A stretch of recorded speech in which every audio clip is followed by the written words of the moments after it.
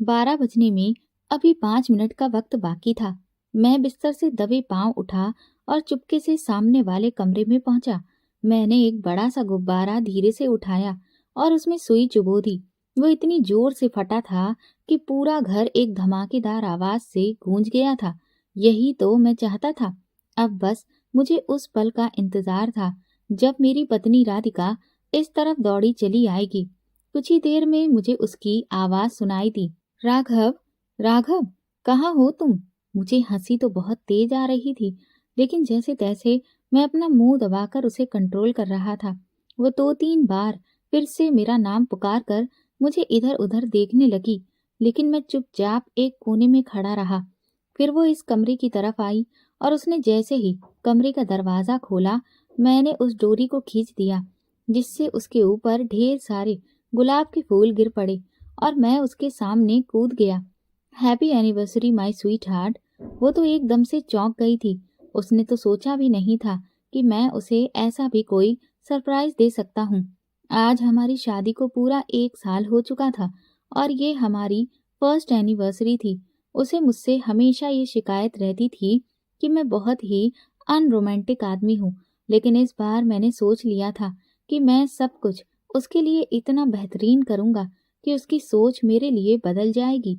लेकिन मैं नहीं जानता था कि ये जो मैं करने चला हूँ, उसकी वजह से मेरी जिंदगी में एक ऐसा तूफान आएगा जिसकी कल्पना मैं कभी सपने में भी नहीं कर सकता था।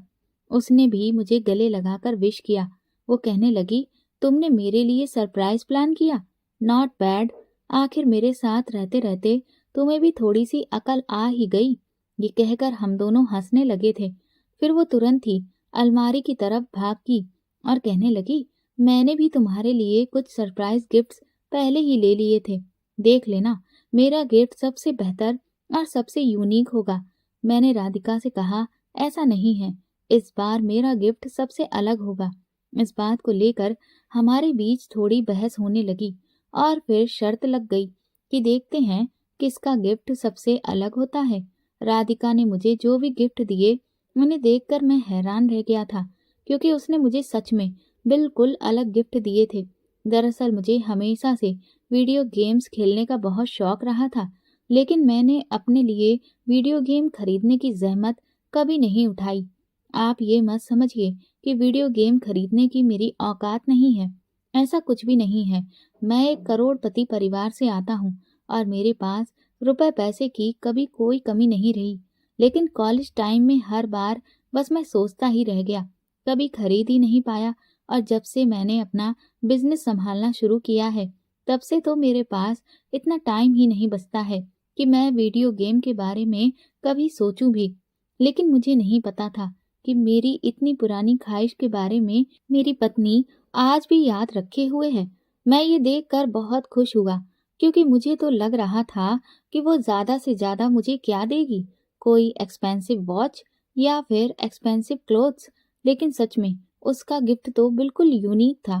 अब मुझे ये थोड़ी निराशा होने लगी कि सच में मेरी पत्नी मुझसे जीत गई है।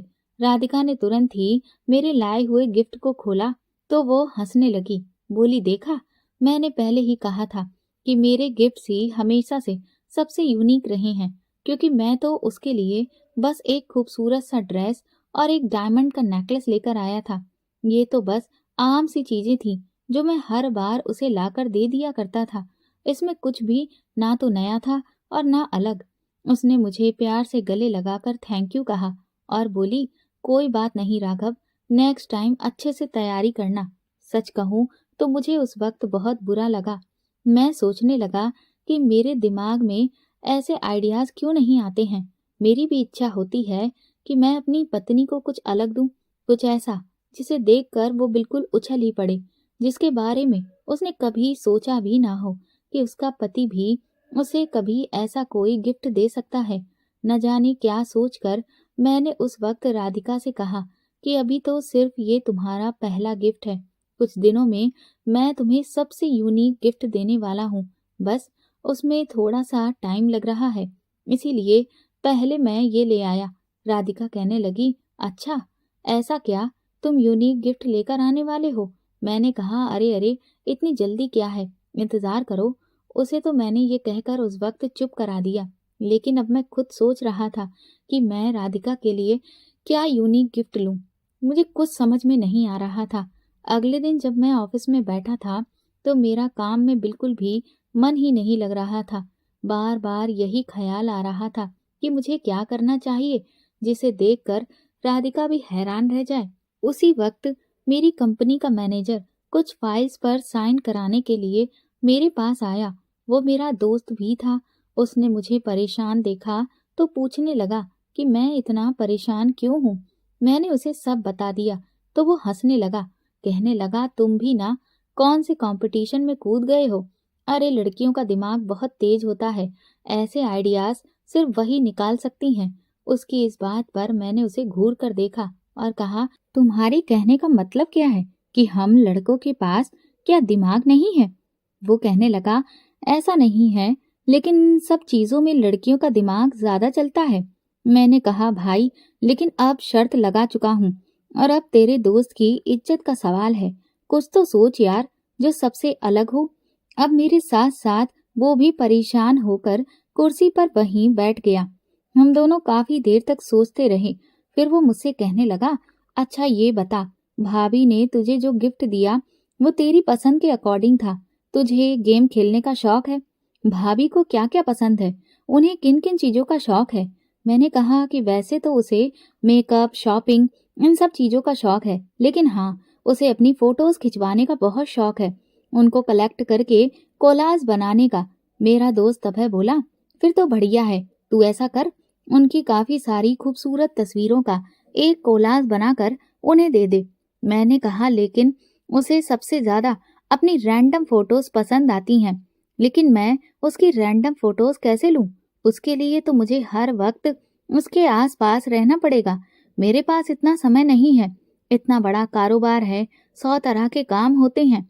इस बात पर हम दोनों एक बार फिर से परेशान होकर बैठ गए। फिर अभय बोला, मेरे पास एक आइडिया है। मैंने एक ऐप के बारे में सुना है। वो ऐप अगर हम अपने फोन में डाउनलोड कर लेते हैं और फोन के कैमरा को एक्सेस दे देते हैं तो वो हमारी रैंडम फोटोज अपने आप ही क्लिक करता रहता है और फिर बाद में हम उस ऐप में जाकर उन सभी रैंडम फोटोज में से जो हमें पसंद आए उन्हें रख सकते हैं और बाकी को डिलीट कर सकते हैं। इससे आसानी ये है कि हमें खुद से फोटो खींचने की जरूरत ही नहीं पड़ती। उसकी ये बात सुनकर तो मैं खुशी से उछल पड़ा। मैंने कहा, अरे वाह यार, ये तो कमाल का ऐप है। क्या सच में ऐसा हो सकता है? वो बोला, सुना तो मैंने यही है।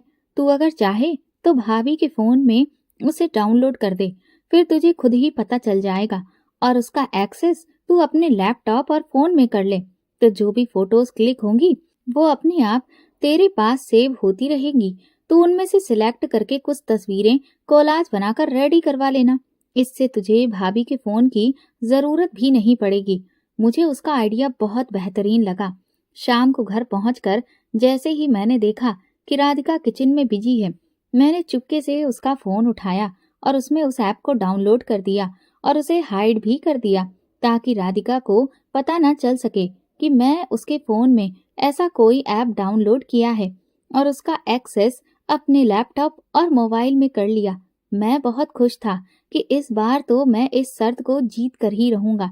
लेकिन मुझे नहीं पता था कि मेरी ये खुशी बहुत जल्द ही एक भयानक घटना में बदलने वाली थी।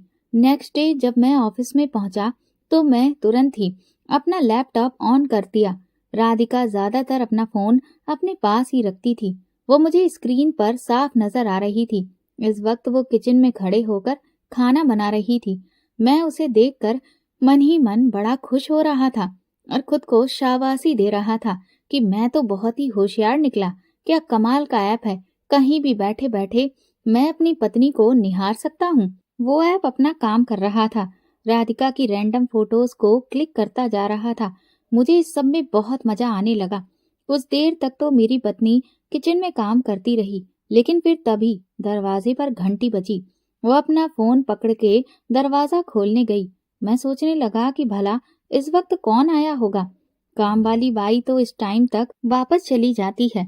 तभी मुझे सामने एक शख्स खड़ा नजर आया, लेकिन उसके मुझे सिर्फ पैर दिख रहे थे। उसने ब्लू कलर की जीन्स पहन रखी थी। वो कौन था मुझे समझ नहीं आ रहा था। राधिका ने उसे अंदर बिठाया। इसके बाद वो दोनों कुछ बातें करते रहे, लेकिन मुझे उनकी बातें सुनाई नहीं दे रही थी, क्योंकि इस ऐप में मैंने माइक्रोफोन को एक्सेस नहीं दिया था। वो आदमी लगातार सिगरेट पर सिगरेट पी रहा था। मुझे मेरी पत्नी का चेहरा तो दिख रहा था, लेकिन उस आदमी का सिर्फ एक हाथ दिख रहा था। मुझे तो समझ ही नहीं आ रहा था कि भला ये आदमी कौन है। मेरी पत्नी बहुत हंस हंस कर उससे बातें कर रही थी, और कुछ ही देर के बाद मैंने सामने जो नजारा देखा, उसे देखकर मेरे होश उड़ चुके थे। अचानक ही मेरी पत्नी उस आदमी के हद से ज्यादा करीब आ चुकी थी, इतनी करीब जिसे मैं बर्दाश्त भी नहीं कर सकता था। वो दोनों सोफे पर कुछ ऐसी हरकत कर रहे थे जो भले ही उस कैमरे में ना दिख रही हो, लेकिन मुझे साफ समझ में आ रहा था कि वो लोग इस वक्त क्या कर रहे हैं। ये देखकर मेरा गुस्सा सातवें आसमान पर चढ़ चुका था और आंखों से आंसू बहने लगे।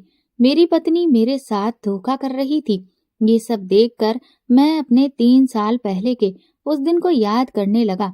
मैं हमेशा से ही काफी लापरवाह किस्म का रहा हूँ, क्योंकि मुझ पर रोक टोक लगाने वाला या मुझे सही और गलत की सीख देने वाला कोई था ही नहीं। मेरी माँ का देहांत तो मेरे पैदा होने के कुछ समय के बाद ही हो गया था, इसीलिए मैं अपने पिता की इकलौती औलाद था। मेरे पिता मुंबई शहर के एक बहुत बड़े बिजनेसमैन रहे थे। हमारे पास हजारों एकड़ की जमीन थी और कई सारी फैक्ट्रियां और कंपनियां चल रही थीं। रुपए पैसे की कोई कमी नहीं थी। मुझे 10 साल की उम्र तक मेरी दादी ने पाल पोस कर बड़ा किया, लेकिन फिर वो भी मुझे छोड़कर चली गई और इसके बाद मेरी जिम्मेदारी पापा पर आ गई। लेकिन वो भी बेचारे इतने बड़े कारोबार के चक्कर में हमेशा व्यस्त रहते थे। और फिर एक दिन मेरे पिता का कार एक्सीडेंट में देहांत हो गया और मैं इस दुनिया में बिल्कुल अकेला रह गया था। उस वक्त मुझे मेरे पिता के सबसे अच्छे दोस्त राजीव गुप्ता ने सहारा दिया। उन्होंने ही मेरे बिजनेस को उस वक्त संभाला और मुझे पढ़ने के लिए लंदन भेज दिया। और जब मैं लंदन से अपनी पढ़ाई कंप्लीट करके लौटा, तो मेरे सारे बिजनेस की बागडोर उन्होंने मेरे हाथ में पकड़ा दी। राजीव अंकल भी अपना बिजनेस मुंबई में ही चलाते थे और उनका बेटा सुमित मेरा अच्छा दोस्त था। अभय से मेरी दोस्ती स्कूल टाइम की थी। जब मैं लंदन चला गया, तब कुछ सालों के लिए मैं उससे दूर हो गया था, लेकिन जब मैं वापस लौट कर आया, तो मैंने लौटते ही अभय से कांटेक्ट किया। वो इस वक्त नौकरी की तलाश कर रहा था। मैंने उसे अपनी कंपनी में नौकरी की पेशकश की। वो खुशी खुशी तैयार हो गया। एक दिन मैं अपनी मस्ती में डूबा हुआ गाड़ी में तेज म्यूजिक चलाकर ऑफिस से रात को वापस लौट रहा था कि तभी अचानक मैंने एक लड़की को अपनी गाड़ी से टक्कर मार दी। ये देखकर मैं बहुत बुरी तरह से हड़बड़ा गया। हालांकि गलती मेरी थी, लेकिन फिर भी मैंने उस लड़की की गलती निकालने की सोची। लेकिन उस लड़की ने तो मुझे 2 मिनट में झाड़ कर रख दिया था। मेरा तो मुंह ही बंद हो गया था। वो कहने लगी, तुम्हारे जैसे रईसजादे सड़क पर गाड़ी लेकर नहीं, हवाई जहाज लेकर निकलते हैं और अपनी आंखों पर टीन का चश्मा लगाकर घूमते हैं। इतनी तेज म्यूजिक चला रखा है कि म्यूजिक की स्पीड से ही गाड़ी चला रहे होते हैं। तुम्हारे जैसों की नजर में तो किसी की जान की कोई कीमत ही नहीं है। तुम्हारे पास गाड़ी है तो इसका मतलब ये नहीं है कि सड़क पर लोगों का पैदल चलना मुश्किल कर दो। मैंने उससे कहा कि गलती तुम्हारी है। सड़क के बीचों बीच में तुम चल रही थी। वो गुस्से से मेरी तरफ आगे बढ़ी और कहने लगी, अगर मैं बीच में चल भी रही हूँ, तो क्या इसका मतलब ये है कि तुम मुझे अपनी गाड़ी से कुचल दोगे? रुको, अभी मैं तुम्हारा दिमाग ठीक करती हूँ। जब पुलिस स्टेशन में तुम्हारे खिलाफ कंप्लेंट लिखवाऊंगी, तब तुम्हें समझ आएगा कि इंसान की जान की कीमत क्या होती है। पुलिस का नाम सुनकर मुझे डर तो नहीं लगा, क्योंकि मैं जानता था कि जैसे ही उन्हें मेरा नाम पता चलेगा, वो लोग तुरंत ही मुझे छोड़ देंगे। लेकिन इतना सब करने में मेरा समय बहुत बर्बाद हो जाता और मैं बिना बात पुलिस स्टेशन के चक्कर काटने वालों में से नहीं था। इसीलिए मैंने उसे शांत रहने को कहा और उसे कुछ पैसे ऑफर किए, लेकिन उसने तो वो पैसे मेरे ही मुंह पर वापस मार दिए। कहने लगी, मुझे तुमने समझ क्या रखा है? मैं तो देखकर हैरान रह गया कि इतने सारे पैसे मैंने उसे ऑफर किए, लेकिन उसने 1 रुपया तक नहीं लिया। उल्टा मुझे 10 और बातें सुना दी। जबकि आज के टाइम पर तो मैं हर किसी को जरा जरा से पैसों के लिए बिकता हुआ देख रहा था। वो लड़की वहां से जा चुकी थी, लेकिन जब मैं घर लौटा तो वो मेरे दिल और दिमाग पर छाई हुई थी। मुझे ऐसी लड़की आज तक नहीं मिली। मैं जहां भी गया, मेरे आगे पीछे लड़कियां खूब घूमती थीं, क्योंकि उन्हें अच्छे से पता था कि मेरे साथ रहने से उन्हें मेरे पैसों पर ऐश करने का मौका मिलेगा। लेकिन ये पहली ऐसी लड़की थी जिसने पैसों को ठुकरा दिया था।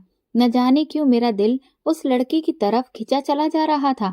और अगले दिन जब मैं अपने ऑफिस में बैठा था, तभी इंटरव्यू के लिए एक लड़की मेरे कैबिन में आई और उसे देखकर मैं तो हैरान रह गया, क्योंकि वो और कोई नहीं, वही कल वाली लड़की थी। उसने जैसे ही मुझे देखा, वो भी आंखें फाड़े खड़ी थी। वो मुझे देखते ही पलट कर जाने लगी, लेकिन मैंने उसे रोक दिया। फिर वो जाकर चुपचाप मेरे सामने बैठ गई। उसकी शक्ल देखकर साफ समझ आ रहा था कि अब उसे डर लग रहा है कि मैं उसे नौकरी पर हरगिज नहीं देने वाला। मैंने उससे नाम पूछा तो उसने अपना नाम मुझे राधिका बताया। इंटरव्यू तक समझ आ चुका था कि वो बहुत काबिल लड़की है। मैंने उसे तुरंत ही अपनी कंपनी में अपॉइंट कर लिया। वो हैरान थी कि मैंने ऐसा क्यों किया। पूरे 2 साल तक मैं उस लड़की के काम को ऑब्जर्व करता रहा। वो बहुत ही रिजर्व लड़की थी, मेरे ऑफिस में काम करने वाली बाकी लड़कियों से बिल्कुल डिफरेंट।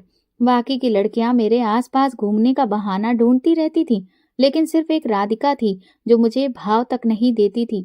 मुझे अपनी लाइफ पार्टनर के तौर पर राधिका से बेहतर लड़की और कोई नहीं लगी, और इसीलिए एक दिन सही मौका देखकर मैंने राधिका को प्रपोज कर दिया था।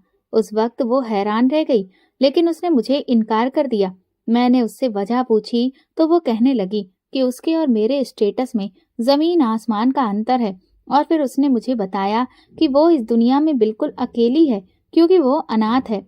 उसे सिर्फ इतना पता है कि उसके पिता का नाम विजय खन्ना है, जो उसे अनाथालय में सिर्फ इसलिए छोड़ गए थे क्योंकि वो एक लड़की है। मैंने राधिका से कहा कि मुझे इस बात से कोई फर्क नहीं पड़ता कि तुम्हारा बैकग्राउंड क्या है। ये सुनकर वो हैरान रह गई, और फिर उसने मेरे प्यार को एक्सेप्ट कर लिया, और फिर हम दोनों ने धूमधाम से शादी भी कर ली। मैंने राधिका को राजीव अंकल से भी मिलवाया। उन्हें भी राधिका बहुत अच्छी लड़की लगी। वो कहने लगे कि तुमने राधिका जैसी लड़की को अपना जीवन साथी चुनकर जिंदगी का सबसे सही फैसला लिया है। पूरा 1 साल राधिका के साथ हंसी खुशी कब बीता कुछ पता नहीं चला, लेकिन आज ये मैं जो राधिका का रूप देख रहा हूँ, मुझे तो यकीन नहीं आ रहा है कि ये मेरी वही पत्नी है। शाम को जब मैं घर लौटा तो मुझे बहुत गुस्सा आ रहा था। राधिका तो मेरे साथ बिल्कुल नॉर्मल बिहेव कर रही थी, लेकिन मेरा मूड ऑफ था। वो मुझसे पूछने लगी कि क्या बात है। मेरा दिल तो किया कि मैं उसे सब कुछ सच सच बता दूं, लेकिन उससे कुछ भी कह पाने की हिम्मत मैं नहीं जुटा पा रहा था। अगले दिन जब मैं ऑफिस पहुंचा तो फिर से लैपटॉप ऑन करके बैठ गया।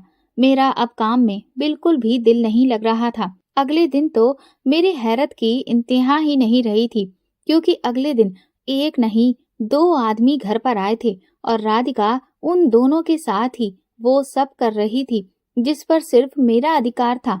मैं इस वक्त खून के आंसू रो रहा था। मुझे समझ में नहीं आ रहा था कि भला वो मेरे साथ ऐसा क्यों कर रही है।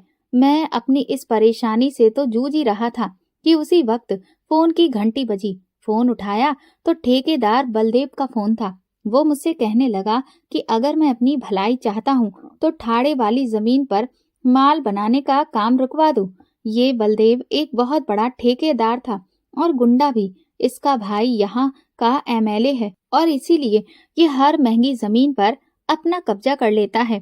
इसने अब तक न जाने कितने बड़े बिजनेसमैन से रंगदारी के पैसे भी वसूल चुके हैं। ये मुझे भी पिछले 5 महीने से 15 करोड़ रुपए मांग रहा था, लेकिन मैं ऐसे किसी भी गुंडे से डरने वालों में से नहीं था, और इसीलिए अब ये मेरी ठाड़े की जमीन को हथियाना चाहता है। वो मुझसे कहने लगा कि अगर मुझे अपनी जान प्यारी है तो मैं चुपचाप उसकी बात मान लूं। उस वक्त मेरा दिमाग वैसे ही खराब था। मैंने उसे खुली चुनौती दे दी कि अगर दम है तो मॉल का काम रुकवा कर दिखाए और मुझसे दोबारा भिड़ने की कोशिश भी ना करे, वरना अंजाम मेरा नहीं उसका बुरा होगा। वो बुरी तरह से तिलमिला गया और उसने फोन रख दिया। राधिका की बेवफाई ने मेरी दुनिया उजाड़ कर रख दी थी। कहाँ तो मैं उसके साथ अपनी पूरी जिंदगी बिताने के सपने देख रहा था। मैंने उसकी किसी भी ख्वाहिश को पूरा करने में कभी कोई कसर नहीं छोड़ी थी, लेकिन मुझे नहीं पता था कि वो मेरी पीठ के पीछे छुरा घोंप रही थी। लेकिन आखिर क्यों? मेरे प्यार में ऐसी क्या कमी रह गई थी? रुपया, पैसा, सब कुछ तो मैंने उसे दिया था, अपना वक्त भी। कहाँ तो मैं उसके लिए सरप्राइज गिफ्ट का प्लान कर रहा था, लेकिन कहाँ उसने ही मुझे ऐसा सरप्राइज दिया कि मेरी सांसें रुक गई थीं। मैं उसकी बेवफाई बर्दाश्त नहीं कर पा रहा था, लेकिन मैं उससे इतना प्यार करता था कि इतनी हिम्मत भी नहीं जुटा पा रहा था कि उसकी हकीकत उसके ही सामने रखूं। धीरे धीरे मैंने राधिका से बात करना बहुत कम कर दिया। वो मुझसे बार बार सवाल करती कि मैं ऐसा बिहेव क्यों कर रहा हूँ, लेकिन मैं उसे हर बार झकझोर देता था। अब मैं अपने ऑफिस के काम पर भी ध्यान देना बहुत कम कर दिया और अपने आप को शराब के नशे में डुबोने लगा। मैं धीरे धीरे क्लबों में जाने लगा और आधी आधी रात तक वहीं पर अपना समय बिताने लगा। जब भी घर लौटता तो शराब के नशे में धुत लौटता।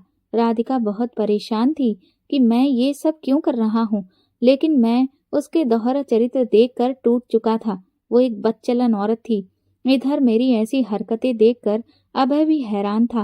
वो एक दिन ऑफिस में आकर मुझसे पूछने लगा कि मुझे क्या हो गया है, मैं काम पर ध्यान क्यों नहीं दे रहा हूँ। लेकिन मैंने उसे कुछ भी ठीक से जवाब नहीं दिया। मेरी हालत बहुत उजड़ी हुई हो गई थी, दाढ़ी काफी बढ़ गई थी, आंखों के नीचे डार्क सर्कल हो गए थे।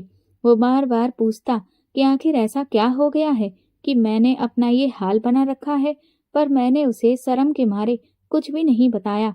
क्या बताता कि मेरी बीवी बदचलन है, वो दूसरे मर्दों के साथ वो सब करती है जो दुनिया का कोई भी आदमी बर्दाश्त नहीं कर सकता। इसी सोच में डूबा हुआ एक दिन क्लब से ढेर सारी दारू पीने के बाद मैं आधी रात को घर वापस लौट रहा था कि तभी अचानक रास्ते में मेरी गाड़ी का टायर पंचर हो गया।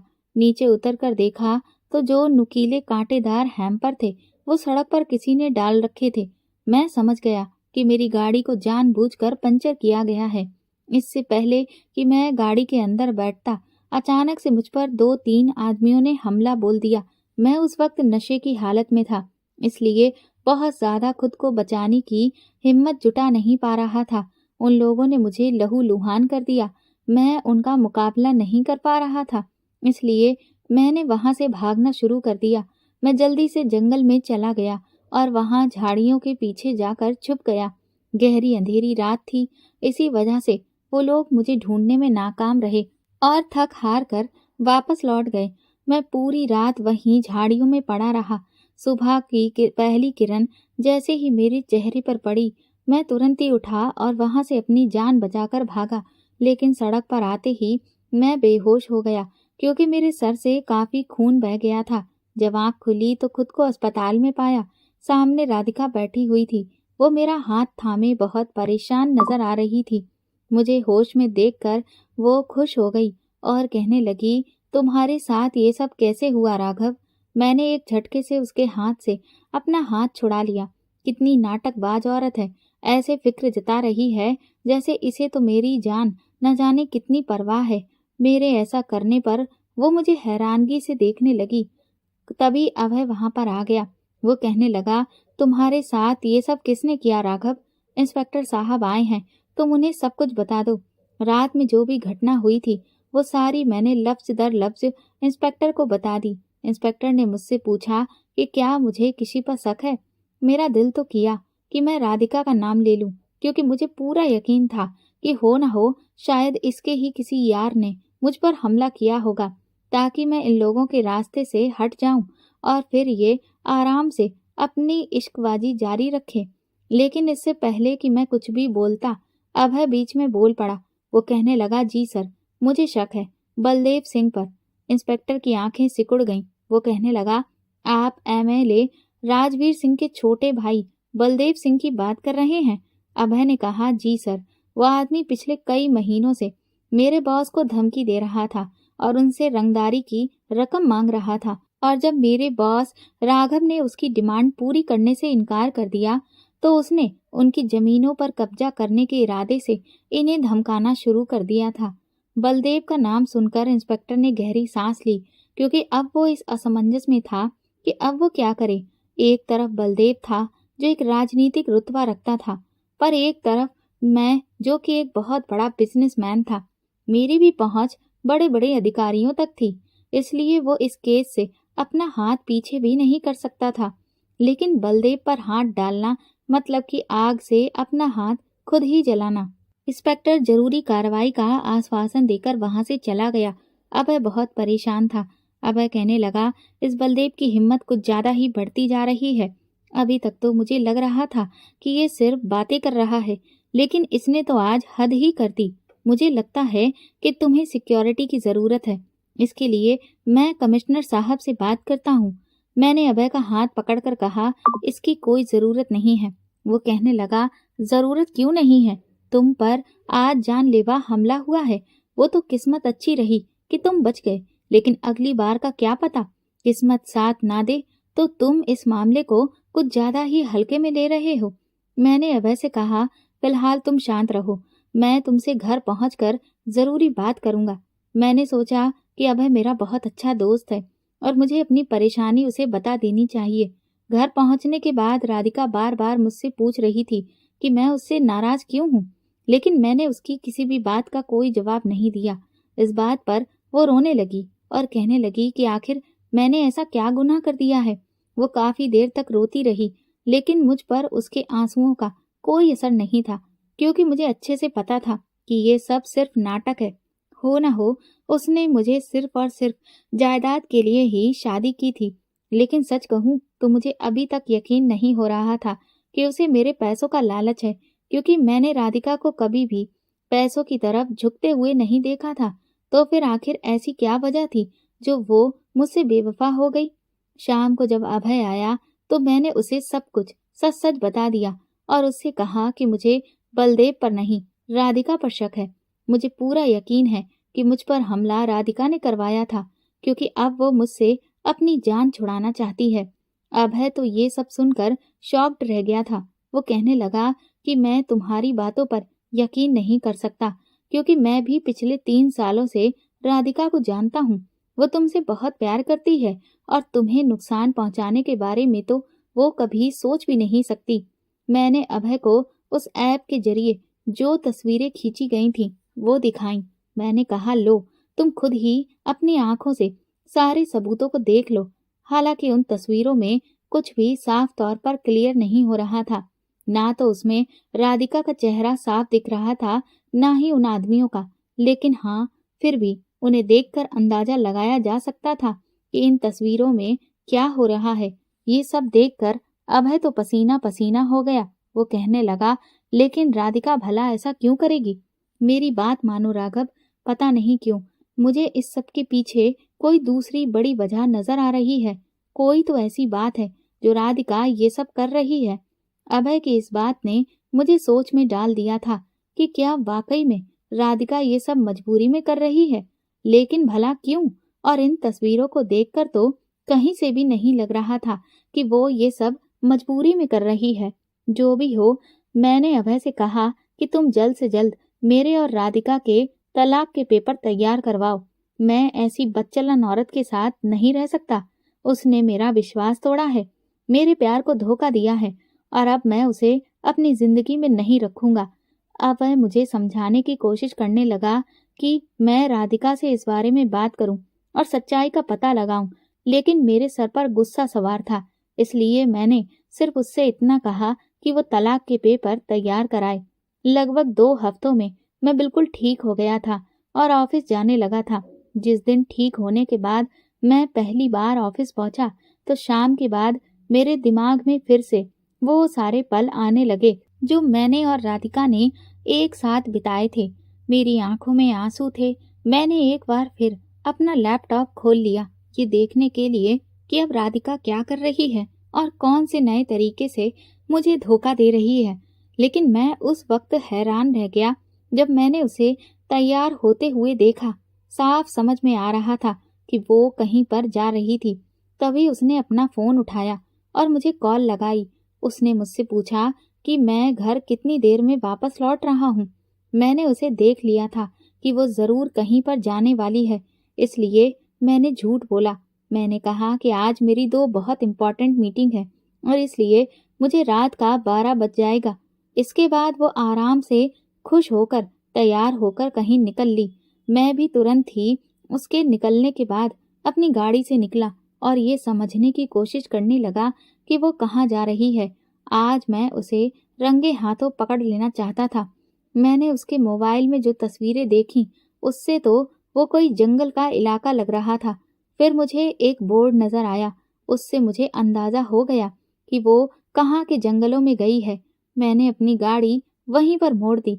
मुझे समझ नहीं आ रहा था कि वो रात के समय इस सुनसान जंगल में भला क्यों आई है। अंधेरा काफी था, इसलिए अब उसके फोन में कुछ भी दिखना बंद हो चुका था। मैं उसे यहाँ वहाँ ढूंढने लगा। मुझे पूरा यकीन था कि वो जरूर अपने किसी आशिक से मिलने आई होगी। मैं बार बार अपना फोन देख रहा था ताकि मुझे राधिका की लोकेशन का पता चल सके, लेकिन तभी मैंने अपने फोन में जो नजारा देखा, उससे मेरे पैरों तले से जमीन निकल गई थी। राधिका ने किसी आदमी के पेट में चाकू भोंक दिया था। वो बहुत बुरी तरह से डरी हुई थी, लेकिन अचानक वो आदमी उस पर हावी हो गया और उसे वापस पलटकर वार करने की कोशिश करने लगा। ये देखकर मैं हड़बड़ा गया। मैं उससे प्यार करता था और इसीलिए ऐसी सिचुएशन में मैं उसके धोखे को भूल गया और उसे बचाने के लिए उसे ढूंढने लगा। मुझे राधिका की बहुत फिक्र होने लगी, लेकिन जब तक मैं उसकी लोकेशन पर पहुंचा, तब तक राधिका ने उस आदमी का खून कर दिया था। लेकिन जैसे ही राधिका की नजर मुझ पर पड़ी, वो तो शॉक्ड रह गई। वो मुझसे कहने लगी कि राघव, तुम यहाँ क्या कर रहे हो? तुम यहाँ कैसे आए? मैंने उससे कहा, वो सब छोड़ो, पहले तुम मुझे ये बताओ कि ये आदमी कौन है और तुमने इसका खून क्यों किया? मेरा इतना कहना था कि राधिका मेरे गले लगकर फूट फूट कर रोने लगी। कहने लगी, राघव, मुझे माफ कर दो, मैं तुम्हारी मुजरिम हूँ, क्योंकि मैंने तुम्हारे प्यार का भी खून किया है। मैंने तुम्हें धोखा दिया, तुम्हारे साथ बेवफाई की। मैं तुम्हारे अलावा किसी और के साथ भी रिश्ते बना रही थी। वो अपना हर एक गुनाह कबूल कर रही थी। मैं ये देखकर दंग था कि आज वो मुझे सारी सच्चाई क्यों बता रही थी। मैं उसका सच पहले से ही जानता था, लेकिन मैंने उसे ये नहीं बताया कि मुझे सब कुछ पहले से पता है। मैंने ऐसे ही दिखाया कि जैसे मैं आज पहली बार ये सब कुछ सुन रहा हूँ। मैंने उससे पूछा कि लेकिन तुमने ऐसा क्यों किया? तो वो रोकर कहने लगी, तुम्हारी जान बचाने के खातिर। मैं हैरान सा उसे देख रहा था कि भला मेरी जान बचाने की खातिर उसने मेरे साथ बेवफाई क्यों की। फिर वो कहने लगी कि दरअसल ये आदमी जिसे मैंने अभी मारा है या कोई नहीं, बल्कि ये बलदेव सिंह है। ये सुनकर तो मेरे होश ही उड़ गए थे। वो बोली कि ये आदमी तुम्हें धमकियां दे रहा था, लेकिन तुमने कभी भी मुझे इस बारे में नहीं बताया था। लेकिन एक दिन जब तुम अपने बाथरूम में थे, तो उस वक्त तुम्हारा फोन बजा और मैंने उठा लिया। इस आदमी ने मेरी आवाज सुनने से पहले ही तुम्हें जान से मारने की धमकी देना शुरू कर दिया था। ये सुनकर मैं बहुत बुरी तरह से डर गई थी। मैं हाथ जोड़कर इसके सामने गिड़गिड़ाने लगी कि वो मेरे पति को कुछ भी ना करे, जिस पर वो जोर जोर से हंसने लगा। उसने मुझे बताया कि वो एक बहुत ताकतवर आदमी है। उसका भाई एमएलए है। उसकी पहुंच बहुत बड़े बड़े अधिकारियों तक है। उसने मुझसे कहा कि तुम्हारा पति मेरी कोई भी डिमांड पूरी नहीं कर रहा है और इसीलिए अब मजबूरन वो तुम्हें मार देगा। ये सुनकर मेरे पैरों तले से जमीन निकल गई थी। मैंने उससे कहा कि तुम्हें जो भी चाहिए मैं तुम्हें देने को तैयार हूँ, लेकिन तुम बस मेरे पति को कुछ भी नहीं करोगे। और फिर उसने मेरे सामने ऐसी शर्त रखी जिसे सुनकर मैं शर्मसार हो गई। उसने मुझसे कहा कि मुझे उसके साथ वो सब करना होगा जिसके लिए मैं पूरी जिंदगी अपनी नजरों में गिर जाऊंगी। तुम्हारी जान बचाने की खातिर मैंने उसकी शर्त को मान लिया और इसीलिए मैं उसकी हर एक इच्छा पूरी करती रही। वो अपने साथ अपने आदमियों को भी लाने लगा था, लेकिन फिर मैंने देखा कि मैंने उसकी शर्त मानी थी, इसके बावजूद भी वो तुम्हें धमकियां दे रहा था। अब मुझे समझ नहीं आ रहा था कि मैं कैसे तुम्हारी जान इस दरिंदे से बचाऊं। इसके लिए मुझे सिर्फ एक ही रास्ता सूझा, इसकी जान ले लेने का।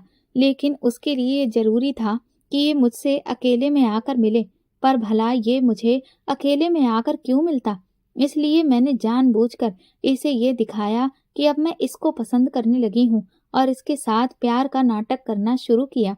और जब इसे मुझ पर धीरे-धीरे विश्वास होने लगा, तो मैं इसके साथ बाहर मुलाकात करने का सिलसिला शुरू किया।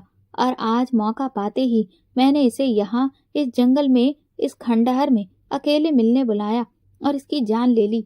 इतना कहते ही राधिका एक बार फिर से मेरे गले लगकर फूट-फूट कर रोने लगी। मैं भी बहुत शर्मिंदा था। मैंने अपनी राधिका पर शक किया था, जबकि वो तो मेरी जान बचाने की खातिर कितनी बड़ी कुर्बानी दे रही थी और मैं सोच रहा था कि वो मुझे धोखा दे रही है।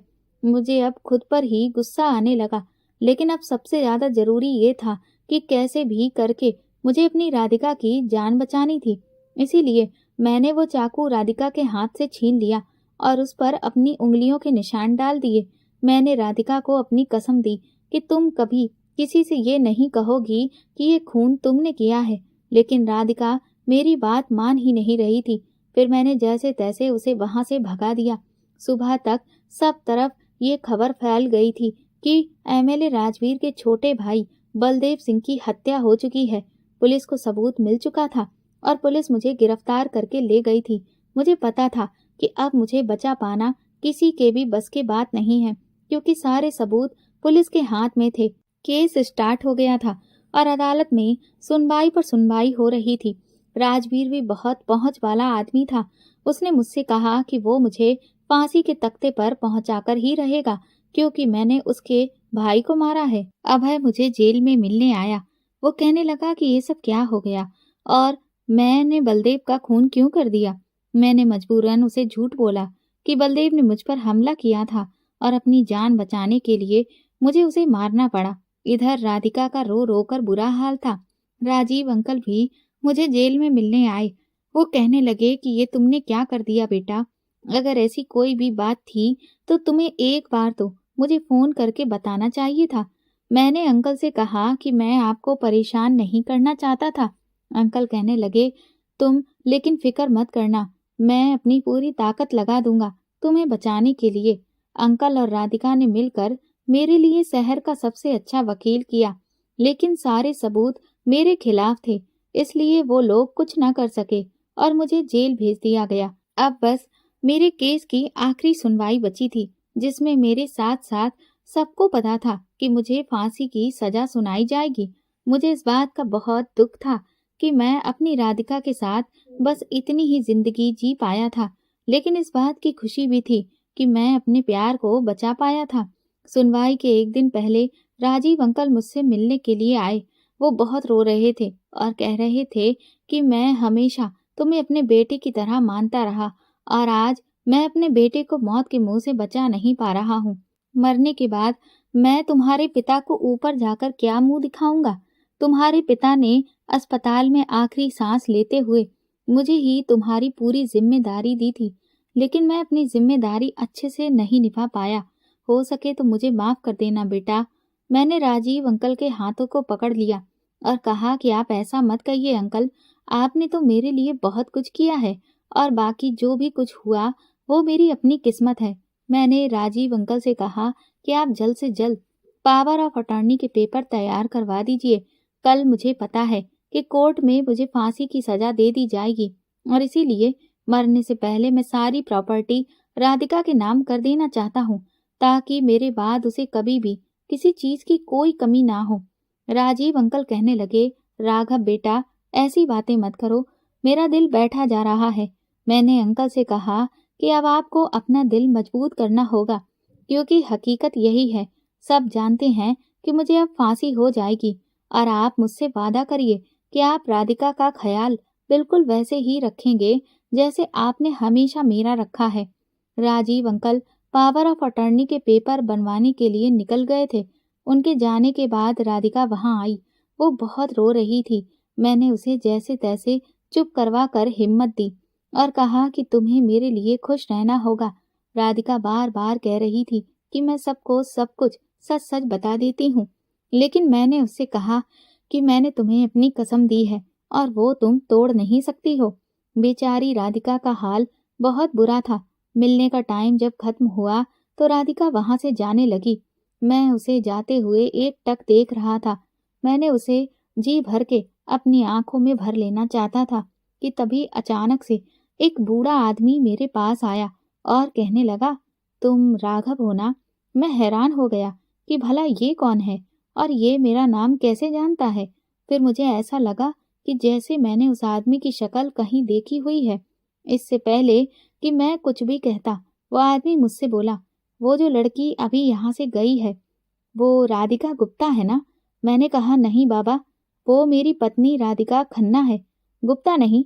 वो बाबा बोले कि हो ही नहीं सकता। जब मैंने तुम्हारी शक्ल देखते ही तुम्हें सही पहचाना है, तो उसे भला मैं कैसे गलत पहचान सकता हूँ? वो लड़की राधिका खन्ना नहीं, राधिका गुप्ता है, राजीव गुप्ता की बेटी। उनके मुंह से ये बात सुनकर तो मैं हैरान रह गया। मैंने उनसे कहा कि अच्छा, आप पहले मुझे ये बताइए कि आप कौन हैं? वो बाबा कहने लगे, राघव बेटा, तुमने मुझे नहीं पहचाना? अरे मैं नंदू काका हूँ। उनका नाम सुनते ही मुझे याद आ गया।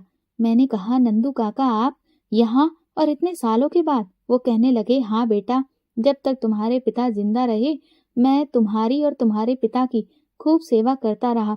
मैं उनका सबसे वफादार नौकर था। लेकिन उनके मरने के बाद तुम्हारे पापा के दोस्त राजीव ने सबसे पहले मुझे ही नौकरी से निकाला, क्योंकि वो बहुत अच्छे से जानता था कि जब तक मैं तुम्हारे साथ हूँ वो तुम्हें अपने मकसद के लिए इस्तेमाल नहीं कर सकता है। मैंने उनसे कहा कि भला आप ये क्या कह रहे हैं? वो मुझे अपने किस मकसद के लिए इस्तेमाल करना चाहते थे और क्यों? और आपको राजीव अंकल ने निकाला, लेकिन मुझे तो राजीव अंकल ने बताया था कि आपके बेटे की नौकरी लग गई है और इसलिए अब आप यहाँ काम नहीं करना चाहते, इसीलिए आप अपने गांव चले गए थे। नंदू काका बोले, नहीं बेटा, उस आदमी ने तुमसे झूठ बोला। उसने मुझ पर चोरी का झूठा इल्जाम लगाकर मुझे नौकरी से निकाल दिया था। मैं वहां पर तुम्हें अकेले छोड़कर हरगिज नहीं जाना चाहता था, लेकिन उसने मुझे धमकी दी कि अगर मैं वहां से नहीं गया तो फिर वो पुलिस को बुला लेगा। पुलिस का नाम सुनकर मैं बहुत डर गया था। मैं एक गरीब आदमी था, जैसे तैसे अपना और अपने परिवार का पेट पाल रहा था। पुलिस स्टेशन के चक्कर मैं नहीं काट सकता था और इसीलिए मजबूरन मैंने वो नौकरी छोड़ दी। लेकिन उससे पहले मुझे राजीव गुप्ता की हकीकत पता चल गई थी। उसकी नज़र तुम्हारी जायदाद पर थी। वो तुम्हारी पूरी प्रॉपर्टी अपने कब्जे में करना चाहता था, जिसका मौका उसे मेरे जाने के बाद आराम से मिल गया था, क्योंकि तुम्हारे पिता भी इस दुनिया में नहीं रहे थे और इसमें भी उस राजीव गुप्ता का ही हाथ था। तुम्हारे पिता का एक्सीडेंट भी उसने ही करवाया था। उसने कार के ब्रेक फेल कर दिए थे। तुम्हारे पिता अपने दोस्त पर अंधा विश्वास करते थे। उन्हें अपने जीते जी इस बात की कभी भी भनक ही नहीं लगी कि उनका दोस्त उनकी पीठ पर छुरा भोंक रहा है। मैंने नंदू काका से कहा कि आप झूठ बोल रहे हैं, ऐसा कुछ भी नहीं है। मैं तो कब से राजीव अंकल के साथ हूँ। मुझे तो कभी ऐसा नहीं लगा कि वो मेरी प्रॉपर्टी पर नजर बनाए हैं, बल्कि उन्होंने तो कभी मुझसे 1 रुपया भी नहीं लिया। तो ये कैसे साबित होता है कि वो मेरी प्रॉपर्टी के लिए लालच रखते हैं? नंदू काका बोले, तुम बड़े भोले हो राघव। वो आदमी तुम्हारे सामने हमेशा अच्छाई का नकाब ओढ़े रहा। उसने जिस तरह से तुम्हारे पिता की पीठ पर छुरा भोंका था, ठीक उसी तरह से तुम्हारे साथ भी यही किया है। तुमने अभी कहा ना कि राधिका तुम्हारी पत्नी है, तो वो राजीव गुप्ता की बेटी है और तुम अब जेल में बंद हो। तो इसका मतलब तो यही है ना कि अब तुम्हारी जो भी प्रॉपर्टी है, इसकी हकदार सबसे पहले और कोई नहीं, राधिका ही हुई। बैठे बिठाए राधिका को तुम्हारी सारी जायदाद की मालकिन बनने का मौका मिल गया है। मुझे नहीं पता कि तुम यहाँ पर किस जुर्म में आए हो, लेकिन बेटा मैं सच कहता हूँ, मेरी बात का यकीन मानो। मैंने राधिका को बचपन में देखा था, क्योंकि मैं कभी कभार तुम्हारे पिताजी के कहने पर राजीव के बंगले पर जाता था और मैंने वहीं पर राधिका को देखा था। लेकिन हाँ, राजीव कभी भी अपनी बेटी को तुम्हारे घर लेकर नहीं आया था। उसने राधिका को पढ़ने के लिए अमेरिका भेज दिया था और इसीलिए यहाँ बहुत ही कम लोगों को पता है कि राजीव गुप्ता की एक बेटी भी है। तुम भी उस वक्त काफी छोटे थे, इसीलिए शायद तुम उसके सिर्फ इकलौते बेटे सुमित को ही जानते हो। राधिका के बारे में तुम्हें कुछ नहीं पता। और अगर मैं गलत हूँ तो फिर बताओ मुझे कि राधिका के पिता का नाम क्या है और वो कहाँ रहते हैं। नंदू काका की इस बात पर मैं उलझ कर रह गया था। मैंने नंदू काका को बताया कि राधिका तो अनाथ है, जिस पर वो मुस्कुराने लगे। कहने लगे, देखा बेटा, मैं ना कहता था कि ये सब एक चाल है। मेरी बात का विश्वास मानो, वरना ये लोग तुमसे सब कुछ छीन लेंगे। मैं कल भी तुम्हारा वफादार था और आज भी तुम्हारा वफादार हूँ, क्योंकि तुम्हारे पिता के हजारों एहसान मेरे सर पर हैं। फिलहाल मैं चलता हूँ, लेकिन अगर तुम्हें मेरी मदद चाहिए हो तो मैं अंधेरी में बड़े वाले हनुमान मंदिर के सामने वाले घर में रहता हूँ। तुम मुझे खबर भिजवा देना, मैं तुरंत चला आऊंगा। इतना कहकर नंदू काका वहां से चले गए थे। अब तो मेरा सर दर्द से फटने लगा था। ये सब मेरे साथ क्या हो रहा है? क्या मैं इतने साल से एक झूठ के साए में जी रहा था? मैं किसी पर विश्वास करूं और किस पर नहीं, कुछ समझ नहीं आ रहा था। जब से मैं राधिका से मिला था तब से अब तक का एक एक दिन मेरे दिमाग में घूमने लगा। कल मेरे केस की आखिरी सुनवाई थी और मुझे फांसी हो जानी थी, और उसके बाद मेरे नाम की जितनी भी प्रॉपर्टी थी वो राधिका के नाम हो जाती। लेकिन क्या सच में राधिका राजीव अंकल की बेटी है? मैंने तुरंत ही इंस्पेक्टर साहब से रिक्वेस्ट की कि वो मेरे दोस्त अभय को कॉल करें, इन्फॉर्म करें कि वो मुझसे मिलने आ जाए। इंस्पेक्टर ने ऐसा ही किया। आधे घंटे के बाद अभय मेरे सामने खड़ा था। मैंने उसे वो सब कुछ बता दिया जो नंदू काका ने मुझसे कहा था। अभय हैरानी से आंखें फाड़े मुझे देखने लगा। वो बोला, यार, ये तो बड़ी ही अजीब बात है, ऐसा भला कैसे हो सकता है? मैंने कहा, यही तो मुझे समझ में नहीं आ रहा है कि क्या सच में राजीव अंकल ने मेरे साथ इतनी बड़ी चाल चली है। वो इतने साल से मुझे बेवकूफ बना रहे हैं। अभय कहने लगा, लेकिन एक बात बता, ये जो मर्डर तुमने किया है वो तो तुमने खुद किया है ना, राजीव अंकल ने थोड़ी ना करवाया है। तो इससे ये कैसे साबित होता है कि वो या राधिका तुम्हारी प्रॉपर्टी हड़पना चाहते हैं? अभय की इस बात पर मैं कुछ देर खामोश हुआ। फिर मैंने उससे कहा कि मैं तुम्हें एक सच बताना चाहता हूँ। मैंने उसे बता दिया कि किस तरह से उस ऐप से मैं राधिका की हर एक एक्टिविटी को देखता था, और फिर ये कत्ल भी राधिका ने किया था। लेकिन मैंने सिर्फ उसे बचाने की खातिर ये इल्जाम अपने सर पर ले लिया। सच्चाई सुनने के बाद अभय दंग रह गया था। वो कहने लगा, तू सच में पागल हो गया है, तूने ऐसा क्यों किया? और अब मुझे लग रहा है कि शायद नंदू काका की बातों में सच्चाई है। मैंने उससे कहा कि सबसे पहले तुम उस अनाथालय में जाओ जहाँ पर राधिका की परवरिश हुई है। वहां पर जाकर पता करो कि क्या वाकई में उसके पिता का नाम विजय खन्ना है और वो वहां पर पली बड़ी है। अभय तुरंत ही अनाथालय के लिए निकल गया। 2 घंटे के बाद जब वो वापस लौटा और उसने मुझे जो बात बताई उसे सुनकर मेरे होश उड़ गए। उसने कहा कि वहां के रिकॉर्ड में राधिका नाम की किसी भी लड़की का नाम दर्ज ही नहीं है। इसका मतलब ये है कि राधिका ने तुमसे झूठ बोला। वो ऐसे किसी भी अनाथालय में पली बड़ी नहीं है। मैं अपना सर पकड़कर बैठ गया था। अभय कहने लगा, देख राघव, इस वक्त राधिका की और राजीव की सच्चाई पता करने से सबसे ज्यादा जरूरी है तुझे बचाना। कल इस केस की आखिरी सुनवाई है, और अगर कल तुझे सजा हो गई तो सब कुछ खत्म हो जाएगा। इसीलिए तू कल जज के सामने सारी हकीकत बयान कर दे कि ये खून तूने नहीं, राधिका ने किया है। मैंने कहा, लेकिन अब मेरे सच बोलने से क्या फायदा? उस चाकू पर मेरी उंगलियों के निशान हैं, और मैं अब तक अपनी गवाही में यही कहता रहा कि बलदेव मुझे धमका रहा था, और इसीलिए खुद की जान उससे बचाने की खातिर मैंने उसका खून किया। अब मुझे कोई नहीं बचा सकता। हम दोनों इस वक्त बहुत परेशान थे। मुझे कोई रास्ता सूझ ही नहीं रहा था कि मैं अब खुद को इस मुसीबत से कैसे बचाऊं। अगले दिन कोर्ट जाने से पहले राजीव अंकल मेरे पास आए, पावर ऑफ अटर्नी के कागज लेकर। मैंने उन पर साइन कर दिए। तभी अभय वहां पर आ गया और मैंने वो सारे कागज अभय को पकड़ा दिए। मेरे पास अब और कोई रास्ता नहीं बचा था, क्योंकि मैं हकीकत नहीं जानता था। मैंने अभय से कहा कि ये कागज तुम मेरे वकील को दे देना, आगे की कार्रवाई वो खुद कर देगा और सारी प्रॉपर्टी राधिका की हो जाएगी। इसके बाद हम कोर्ट में पेशी के लिए निकल गए। अब इस केस में ज्यादा कुछ रह नहीं गया था, इसीलिए थोड़ी बहुत बहस के बाद जज ने अपना फैसला देने के लिए कलम उठा ली थी।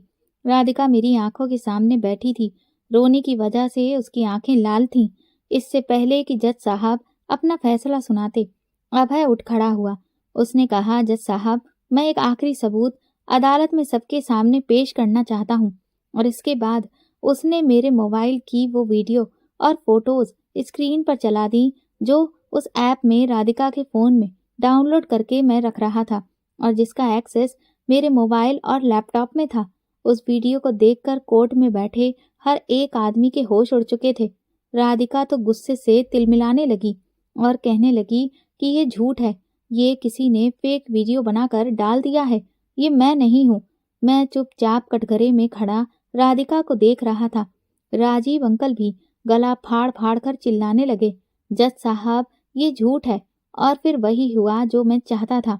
बौखलाहट में राजीव अंकल के मुंह से ये निकल गया कि मेरी बेटी बेगुनाह है, उसने किसी का कत्ल नहीं किया है।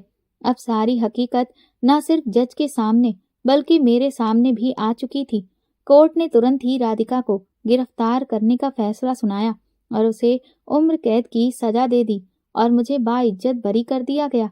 राजीव अंकल मेरे पास आए और गुस्से में मेरा कॉलर पकड़कर मुझे झंझोड़ने लगे कि तूने मेरी बेटी को सजा दिलाकर अच्छा नहीं किया, मैं तुझे और तेरे इस दोस्त को छोड़ूंगा नहीं। राधिका को जब पुलिस जेल ले जा रही थी तो वो बुरी तरह से रोने लगी। वो लोग इस सब में ये भूल चुके थे कि वो लोग मेरे सामने अब तक अनजान होने का नाटक करते थे। मैंने राजीव अंकल का हाथ अपने गले से हटाकर कहा, तो आज आखिर सच्चाई आपने खुद ही एक्सेप्ट कर ली कि ये लड़की अनाथ नहीं बल्कि आपकी सगी बेटी है। ये सुनते ही उनके होश उड़ गए थे। उनकी जुबान लड़खड़ाने लगी। वो कहने लगे, नहीं बेटा, तुम गलत समझ रहे हो। मैं तो बस राधिका को अपनी बेटी जैसी समझता था, इसीलिए कह रहा था। मैंने राधिका से कहा कि तुम्हें क्या लगता है कि मुझे तुम्हारी सच्चाई पता नहीं है? मुझे पता चल गया है कि तुम इसी आदमी की बेटी हो और तुम दोनों बाप बेटी की नज़र मेरी प्रॉपर्टी पर थी और इसीलिए तुमने मुझे इस खून के इल्जाम में फंसाने की कोशिश की। मैं तुम्हारे प्यार में इतना अंधा था कि तुम्हें बचाने की खातिर खुद की जान दांव पर लगा दी। तुम और तुम्हारा बाप इतने गिरे हुए निकले कि पैसों के लालच में इतने सालों तक इतना बड़ा खेल मेरे साथ खेलते रहे। राजीव अंकल गुस्से में मुझसे कहने लगे, हाँ, खेला है मैंने तेरे साथ खेल। तेरी इस प्रॉपर्टी के चक्कर में मैं इतने साल अपनी बेटी से दूर रहा। दुनिया के सामने कभी भी उसे अपनी बेटी एक्सेप्ट नहीं किया। उसे एक अनाथ की तरह तेरे सामने भेजा ताकि तू उसके प्यार में गिर जाए और उससे शादी कर ले। सब कुछ हमारे प्लान के मुताबिक ही चल रहा था और इस वक्त बलदेव ने तुझे धमकियां देना शुरू कर दी, जिससे हमारा प्लान और भी आसान हो गया। मैंने राधिका से कहा कि वो कैसे भी करके बलदेव को अपने जाल में फंसाए और उसका खून कर दे, जिसका शक सीधा सीधा तुझ पर ही जाता, क्योंकि तेरे और बलदेव के बीच की दुश्मनी सबको पता चल चुकी थी। लेकिन तूने तो हमारा काम और भी ज्यादा आसान कर दिया। तू खुद ही उस जगह पर पहुंच गया जहां राधिका ने बलदेव को मारा और खुद से आगे बढ़कर उस खून का इल्जाम अपने सर ले लिया। लेकिन आज ये सब क्या हो गया और कैसे? मैंने कहा, क्यों? सर चकरा रहा है ना? समझ नहीं आ रहा है कि बना बनाया सारा प्लान आखिरी मोमेंट पर आकर कैसे बर्बाद हो गया। फिर मैं उन दोनों बाप बेटी को बताया कि किस तरह से मैंने एक ऐप राधिका के फ़ोन में डाउनलोड किया था और फिर कैसे उसी ऐप के जरिए मैंने आज ये सबूत सबके सामने रखे और नंदू काका ने मुझे उनकी सच्चाई कैसे बताई थी। ये सब सुनकर वो दोनों दंग रह गए थे। मैंने राजीव से कहा कि अभी तो तुम्हारी बेटी को उसके किए की सजा मिली है, तुम्हें तुम्हारे किए की सजा मिलना अभी बाकी है, क्योंकि मुझे पता चल चुका है कि तुमने ही मेरे पिता की हत्या करवाई थी। अब बस तुम सिर्फ उस दिन का इंतजार करो जब तुम भी जेल की दीवारों के बीच में कैद होगे। राजीव बोला, लेकिन अब क्या फायदा? अब तो तू कंगाल हो चुका है। तू भूल रहा है कि तूने अपनी सारी प्रॉपर्टी राधिका के नाम पर कर दी है। मैंने मुस्कुराकर कहा, ये तुम्हारी गलत फहमी है मिस्टर राजीव गुप्ता। वो पावर ऑफ अटर्नी के कागज जाली थे। मैंने भी एक छोटा सा नाटक तुम्हारे सामने किया था। तुम दोनों बाप बेटी को तो मैं अपनी प्रॉपर्टी में से 1 रुपया भी ना लेने दूं। पूरी प्रॉपर्टी तो दूर की बात है। राधिका रोती रह गई, लेकिन पुलिस उसे लेकर जा चुकी थी। राजीव वहीं अपना सर पीट कर बैठ गया। मैं अभय के साथ वापस घर लौट आया। सच कहूं तो राधिका को उसके किए की सजा दिलाने के बाद भी मुझे सुकून महसूस नहीं हो रहा था। इसका कारण ये था कि मैंने तो राधिका से सच में प्यार किया था और मुझे बस इस बात का ही दुख था कि उसने मेरे प्यार की कोई कीमत नहीं समझी। अगर वो मुझसे सच्चा प्यार करती तो मैं अपनी करोड़ों की दौलत उस पर हंसते हंसते कुर्बान कर देता। लेकिन फिर भी मैं खुश हूँ कि आखिरकार जीत सच्चाई की हुई। अगले दिन ही मैंने एसपी साहब को घर बुलवाकर अपने पिता के इतने साल पुराने एक्सीडेंट के केस को दोबारा से रीओपन करवाया और उसकी जांच करवाने के लिए रिक्वेस्ट की, ताकि मैं राजीव को उसके किए की सजा दिला सकूं। अब बस मुझे उस दिन का इंतजार है जब मेरे पिता को भी इंसाफ मिलेगा। तो दोस्तों, अगर आपको हमारी ये कहानी पसंद आई है तो कमेंट करके ज़रूर बताइएगा और वीडियो को लाइक करके ज़्यादा से ज़्यादा शेयर करिए। चैनल पर नए हैं तो सब्सक्राइब करें और हाँ, नोटिफिकेशन बेल को ज़रूर दबाएं ताकि अगली अपडेट सबसे पहले आपको मिले। धन्यवाद।